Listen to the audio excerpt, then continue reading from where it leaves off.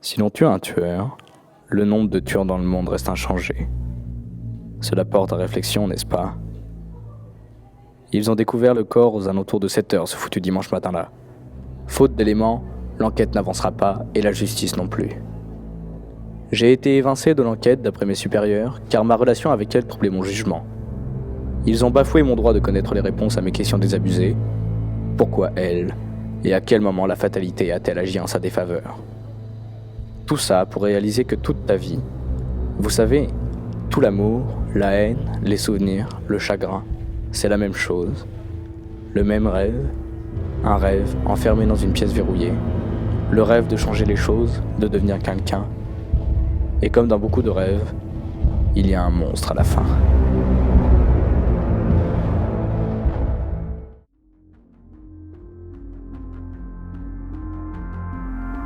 Six mois plus tard, j'étais donc à nouveau de retour sur le lieu du crime. J'avais remarqué dans l'angle d'une rue adjacente un petit commerce. Et c'est ainsi que reprendrait l'enquête. Le patron se souvenait très bien de ce soir-là. Un homme l'avait visiblement effrayé de par son état et avait acheté une flasque d'un alcool quelconque, avant de payer et de disparaître. Il se rappelait même que l'individu semblait un peu trop tendu pour un samedi soir.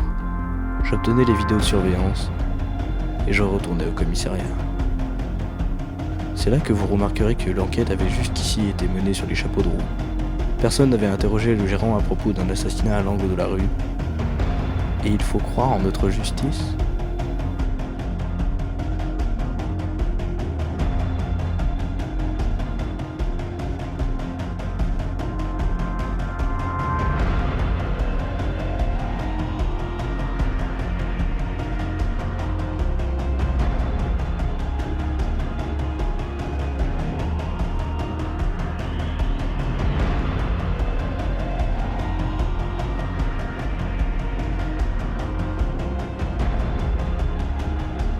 J'avais son adresse. Cet enfoiré habitait à 3 rues de là. Depuis tout ce temps, on était si près du but.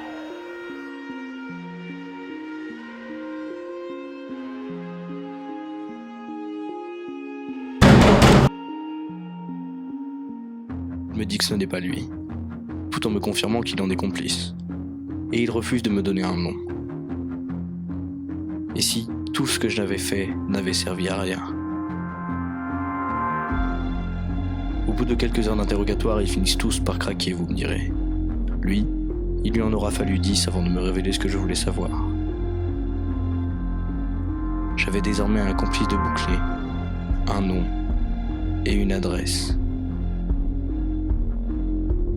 Vous connaissez cette étrange sensation qui vous empêche de réfléchir posément, cette rage qui monte en vous, qui vous tétanise et qui à la fois vous pousse à la déraison. J'étais réduit à cette simple sensation. Et ainsi, je me rapprochais du face-à-face, de la confrontation finale. J'allais enfin obtenir mes réponses.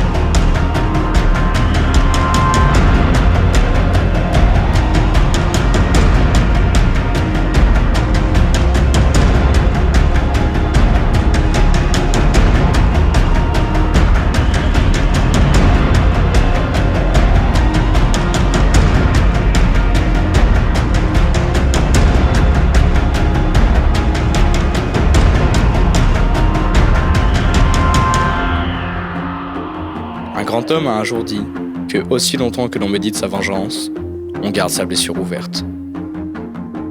Alors nous pourrions parler de fausse morale, mais que feriez-vous à ma place ?